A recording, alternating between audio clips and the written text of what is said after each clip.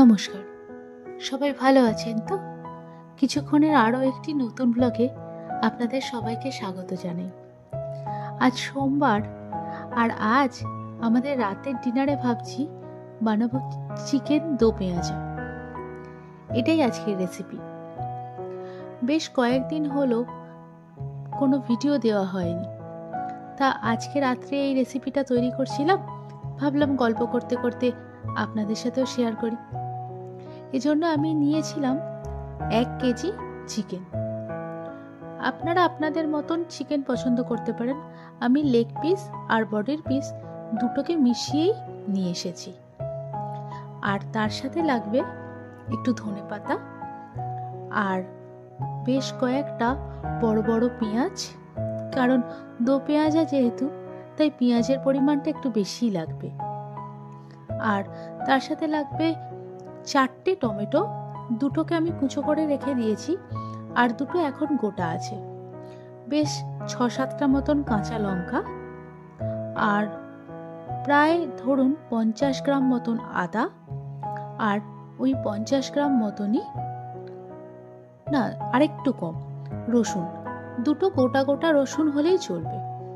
আর এই টমেটোটা আমি গোটা রেখে দিয়েছি, এটা পরে আপনাদের দেখাবো কিভাবে দেব। আর অর্ধেকটা ক্যাপসিকাম আমি চৌকো চৌকো করে পিস করে নিয়েছিলাম। ব্যাস মোটামুটি এই সব জিনিসগুলো হলেই চিকেন দো পেঁয়াজা বানানো যাবে। এবার এই চিকেনটাকে আমি একটু হলুদ আর লঙ্কা গুঁড়ো, নুন, আর তার সাথে 2 চামচ মতন সর্ষের তেল দিয়ে ম্যারিনেট করে রেখে দেবো আধ ঘন্টার জন্য। মানে অনেকটা খানিক ওই সেই মাছে যেমন নুন হলুদ মাখানো হয় না, সেরকম। বেশি কিছুই লাগবে না, একটু নুন হলুদ দিয়ে মেখে আধ ঘন্টা মতন রেখে দিলে চিকেনের মধ্যে ওই নুনটা ঢুকে যায়, যার ফলে স্বাদটা বেশ ভালো লাগে। এই আর কি। আমি চিকেন দো পেঁয়াজা প্রথম খেয়েছিলাম আমাদের এদিককার একটা রেস্টুরেন্টে।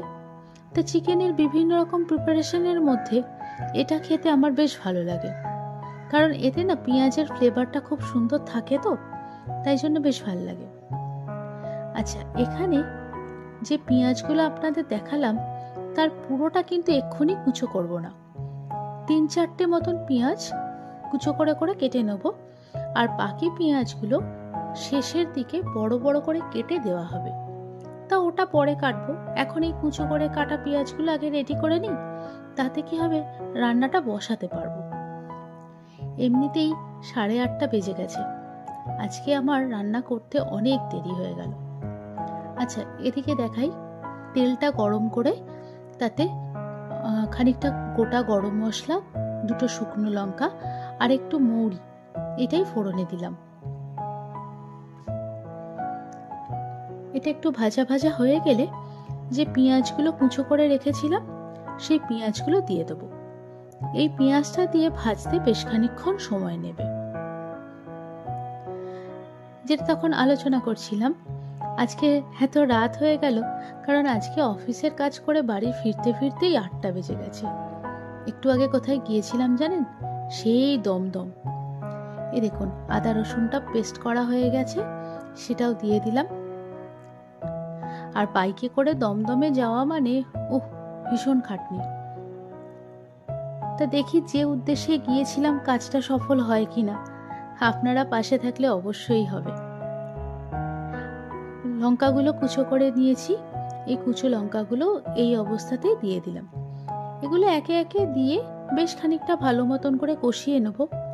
তো এখানে একটু হলুদ, 2 চামচ মতন হলুদ, আর দেব 1 চামচ গুঁড়ো লঙ্কা, আর দেব পরিমাণ মতো নুন, আর একটু গোটা গুঁড়ো গরম মশলা। লঙ্কাটা কিন্তু বেশি গুঁড়ো দিলাম না, কারণ এমনিতেই কাঁচা লঙ্কা দেওয়া আছে, আর ওদিকে মাংসটা যখন ম্যারিনেট করেছিলাম সেখানেও হলুদ আর লঙ্কা মিক্স করে রাখা আছে, ফলে ঝাল হয়ে যাবে বড্ড বেশি, আর রাতের রান্না তো। আচ্ছা, কুচানো টমেটোগুলো এখানে দিয়ে দিলাম। এগুলো একটু ভাজা ভাজা হয়ে গেলেই এবার এর মধ্যে একে একে চিকেনগুলোও দিয়ে দেবো, দিয়ে খানিকটা কষাতে হবে।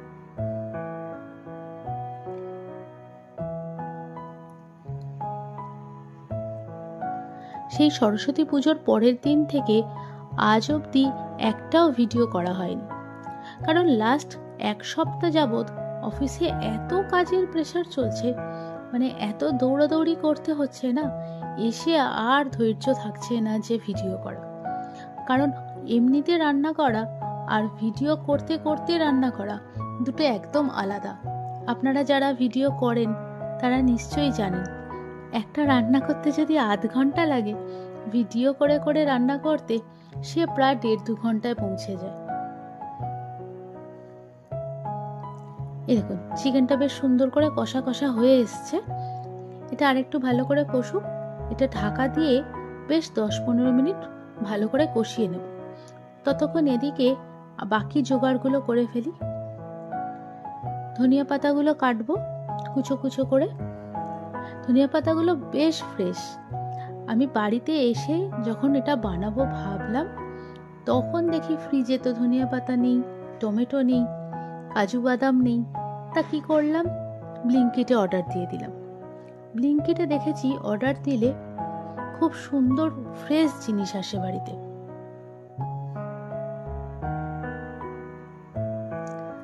যাক, আচ্ছা এই বড় বড় টমেটোগুলোকে এটাও একটু টুকরো টুকরো করে পিস করে কেটে নিচ্ছি।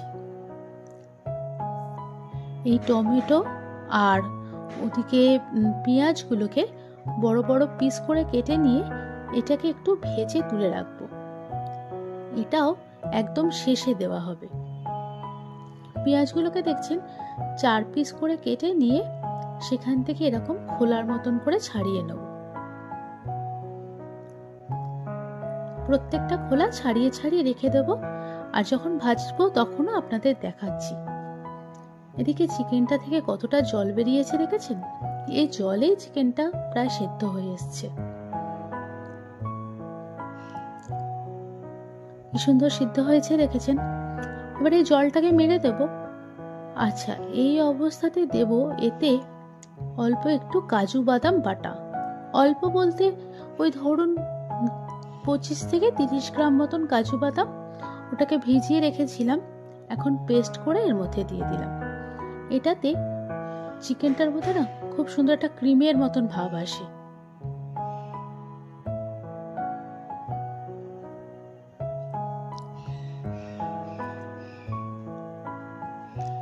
এবার এটাকে ভালো করে নেড়ে চেড়ে এতে মিশিয়ে নেব।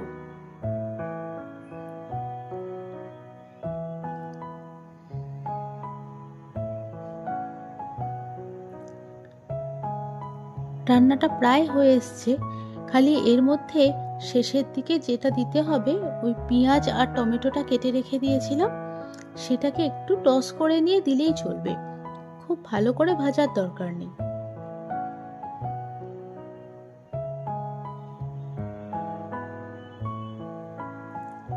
এই দেখুন এখানে ওদিকে চিকেনটা ততক্ষণে হচ্ছে, আর একটা ফ্রাইং প্যানে অল্প তেল নিয়ে তাতে পেঁয়াজ, ক্যাপসিকাম আর টমেটো এগুলোকে হালকা নাড়াচাড়া করে নেব।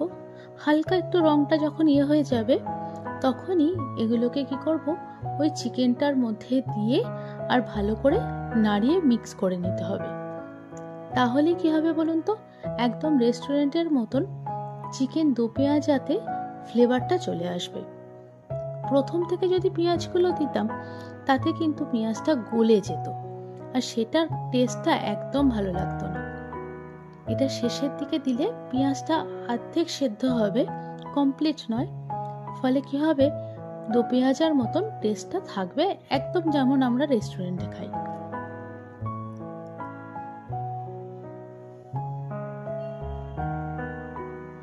এবার 1 কাপ মতন জল দিয়ে মিনিট 5 মতন এটাকে সেদ্ধ করতে দেব। এটা একটু সিদ্ধ হয়ে গেলেই রান্নাটা একদম কমপ্লিট হয়ে যাবে। আপনারাও আমি যেভাবে বানালাম যদি পছন্দ হয় একবার বাড়িতে বানিয়ে দেখবেন, আশা করি আপনাদের খারাপ লাগবে না। আচ্ছা এখন দিলাম একটু কাসুরি মেথি, একটু গরম মশলা আর ওই কুচো করে রাখা ধনিয়া পাতাগুলো। ব্যাস, রান্না একদম শেষ। রাতের ডিনার করতে করতে আজকে 10টা বেজে যাবে, ঘড়ির কাঁটা প্রায় 10টা ছুঁই ছুঁই। যাক, আপনাদের সাথে গল্প করতে করতে রান্নাটা হয়ে গেল।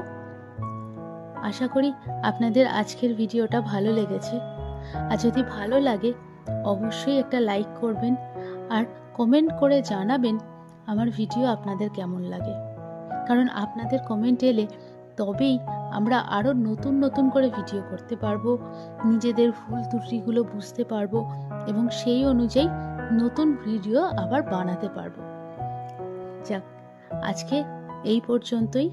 খুব তাড়াতাড়ি দেখা হবে নতুন একটা ভিডিওতে। ততক্ষণের জন্য সকলকে বাই বাই।